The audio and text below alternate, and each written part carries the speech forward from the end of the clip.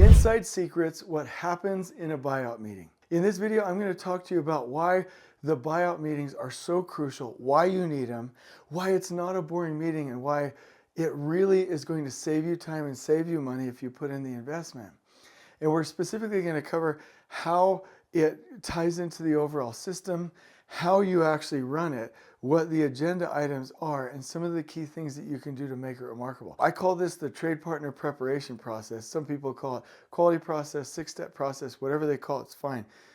But the trade partner preparation process, the TP3 is what I call it, is key because it is the way that you constantly onboard your trades to the system, and it starts with the buyout meeting.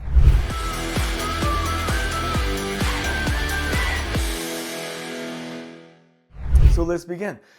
The buyout meeting is a part of like I said, a six-step process. I personally learned the framework from Hensel Phelps, and over the year have been learning throughout the industry to really understand how to apply this in its simplest form.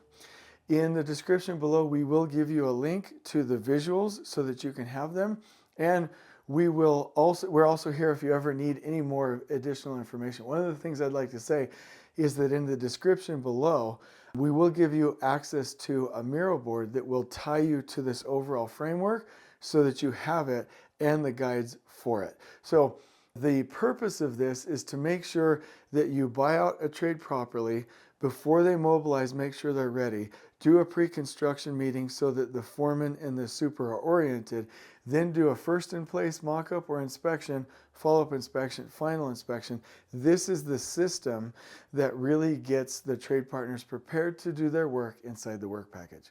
So let me cover some of the things that happen in a buyout meeting, and then I'll be very, very specific about the agenda. So let's go. Number one, obviously in the buyout meeting, introductions and objectives. You're going to make it very clear, and this is a really important point, by the way, but reached out to a lot for pricing, for requests, for interests, for a lot of different, for favors, for small projects, and they need to know exactly what you're doing. So when you're in a buyout meeting, make sure that you are clear.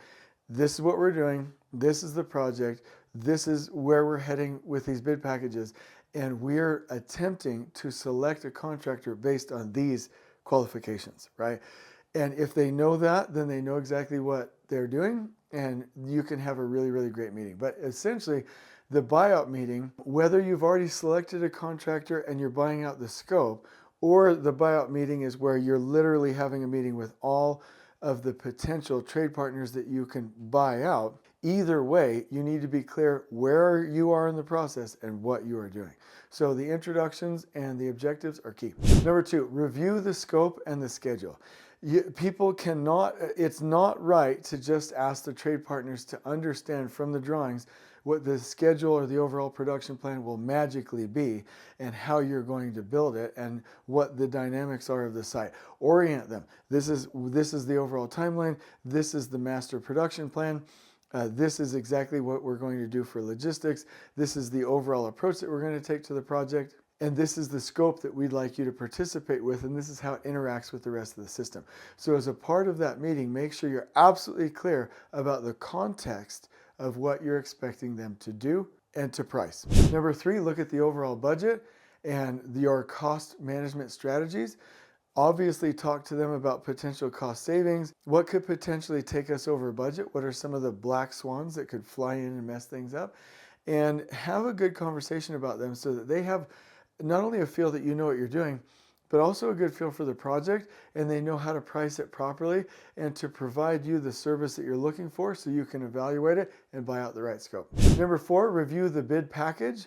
And like I said, whether you've already selected a contractor or you're attempting to select from a pool of many, review it to make sure that it's complete, accurate, it paints a picture, and that you are literally from trade to trade comparing apples to apples and not apples to oranges. Make sure you understand the complete scope and all the data so that you can confirm that it fits with your overall project budget. Number five, and this happens after the fact, but you will evaluate that trade based on that buyout meeting, the purchasing meeting. And like I said, whether you've already selected somebody and then need to evaluate, hey, did we make the right decision? Or you are evaluating multiple, you need to evaluate that information after the meeting to make sure you're on the right track and that you have the right partner. Number 6, you will, once you are at the right step in this phase of buyout, want to make sure that you have the right contract, that it's reviewed, that all provisions are agreed on by both parties, that any edits are verified, I would say by both, good luck, by lawyers for both companies, and that you're ready for an executed contract. Number 7, risk mitigation. If you in this process found anything that was a massive risk or an anchor data from a reference class, meaning information that would tell you that there's a risk of you going over budget or beyond schedule, then you need to put that in your risk and opportunity register, but also with the trade partner, and through the contract, do everything that you can to mitigate that risk and to put in planning mechanisms to make sure to the best of your ability that they don't happen. So during that process, it's not just a conversation, it's what risks are we dealing with? What past experience do you have? And make sure that's going somewhere for action. And then obviously in the meeting, you're going to want to make sure that you talk about any coordination that is needed, especially with BIM or with your VDC groups. Logistics and material management, you need to get on top of how you're going to manage long lead procurement items and the supply chain in general with that trade.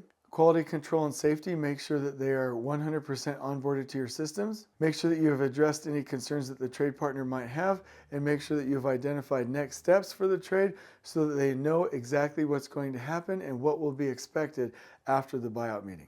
So this is super important. I'll just tell you a funny little thing. I don't think this is proprietary, but in the field and office guide at Hensel Phelps, I read through that thing multiple times, and just like a little nerdy fact here, I actually put it on a voice or text to voice and had the computer read it to me over and over on my way to and from work, the entire guide. And I remember out of the whole manual, everything that I've ever learned, by the way, I'll never share that. It's in my brain, but it's proprietary to them. But there's one little fun part. The key to a good contract or to a buyout meeting is 3 things: scope, scope, and scope. So you've got to make sure that the trade partner understands the scope, is committed to delivering that scope, and that it's in the contract. So that's a summary. Now, this meeting is key because you should be able to get to an executed contract and have the right partner, not the lowest bid. Lowest bid will never be the lowest cost consistently. Meaning if you have lowest bid, they might change order you to death. You want best value for most of your engagements. There might be some scenarios where you're forced to not to. The key is make sure you have the best value. Now, if you do this the right way, you will be set up for the rest of the steps in the process and be ready for the pre-mobilization meeting, which is where you line out when to expect and what help the trade needs to deliver the key items that are needed for the pre-construction meeting. But let me go ahead and just tell you the agenda for the buyout meeting to make sure you cover these key aspects. So at a minimum, in this meeting, you'll have the trade partner representative and the general contractor representative, typically the project managers. The purpose of the meeting is to verify the trade partner has the right scope and is legally obligated to deliver it for the price. I like to, in the meeting, at least make sure that we're covering these key things. Number 1, the owner's top 10. What are the things that the owner cares about with this scope? Number 2, if I have any internal company checklists for this scope of work that the trade partner needs to know about that we expect, including your quality and your safety manual, I want to do a review of that so they know what they're signing up for. Number 3, you'll want to make sure that you go through any specific commitments that they need to make to specifically work with you, specifically work with the owner, specifically work on that campus or that project, and any other nuances that are not typical in the industry, in the local area, according to normal standards of care, or anything that might be special and above and beyond. Number 4, I always in that meeting review the procurement log and start with long lead material procurement right away. Number 5, I will ask for any needs or be clear about any needs for mock-ups or first in place mock-ups. This is key because the trade might be expecting to mobilize on their start date. If they need to do a mock-up, they'll need to know that that is months, maybe even years earlier. 6, I will review any permitting requirements because that could affect how soon the trade partner would need to start. Number 7, verify any testing and inspection requirements that they will be held to so that they know the standards, right? If there's anything specific or above the normal standards of care, you'll want to talk about it. And lastly, I will want to fill out the buyout log based on the main meat of the agenda, fill out the buyout log for the next steps to get them all the way to an executed contract and to be compliant so they're ready to start on the project site. Things like, safety plan, quality plan, insurance, bonds, anything else. Fill out that log so we can track it and clearly identify next steps.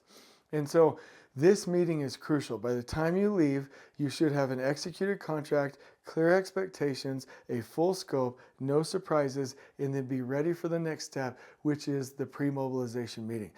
I really, really, really hope that you start to implement this with at least every high-risk feature of work on your project site. If you ever need help with this, please reach out to us. We can not only help you with graphics or mirror boards for the system, but we offer training and help with consulting.